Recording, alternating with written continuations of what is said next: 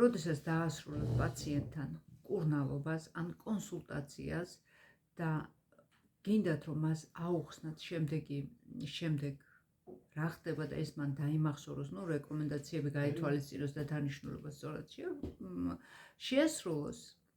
გახსოვდეთ რომ არ იჩქაროთ, არ შექმნათ იმის განცდა, რომ თქვენ გეჩქარებათ. ეს არის უმთავრესი და მეორე.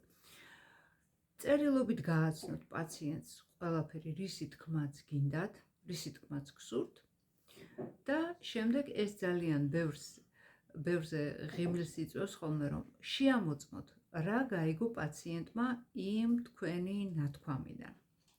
რა თქმა უნდა, ეს არ ხდება ესე უხეშად, აბა მითხარით რა გაიგეთ ახლა თქვენ ჩემი ნათქვამიდან. არა, ამისთვის უნდა შეიქმნას წინაპირობა და სწორედ აქ გამოიხატება ნდობის ფაქტორი. რამდენად მოიპოვეთ თქვენ ნდობა ამ პაციენტთან და რამდენად არის ის მშვიდი თქვენთან, რამდენად აძლევთ საშუალებას იმის თავისუფლებას, რომ მან დაგისვათ შეკითხვები. და მხოლოდ აქედან გამომდინარე, თქვენ სრულიად თავისუფლად შეგიძლიათ კითხოთ პაციენტს, რომ ყველაფერი, რაც მე თქვენ აგიხსენეთ, ეს ძალიან მნიშვნელოვანია და რომ არ დავკარგოთ არც თქვენი დრო, არც ჩემი დრო, ძალიან გთხოვთ, აქვე სანამ გახვალთ კაბინეტიდან, დავაზუსტოთ ის საკითხები, რაც თქვენ ახლა მოგიყევით, თქვენი სიტყვებით გადმოეცით, რა როგორც გაიგეთ, როგორც დაიმახსოვრეთ.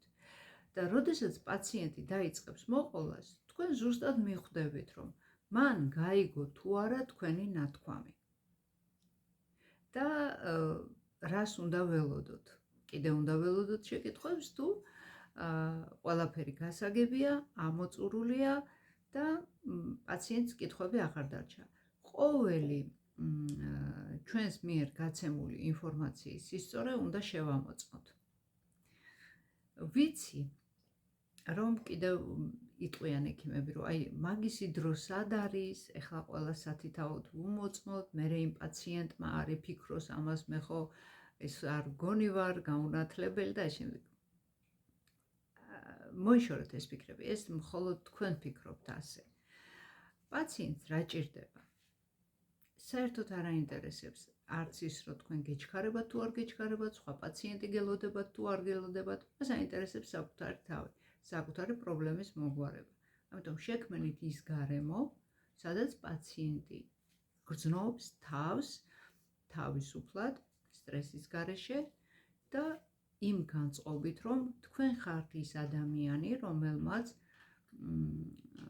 ახლოს მიიტანეთ მისი გასაჭირი და შეგიძლიათ მისი პრობლემის მოგვარება.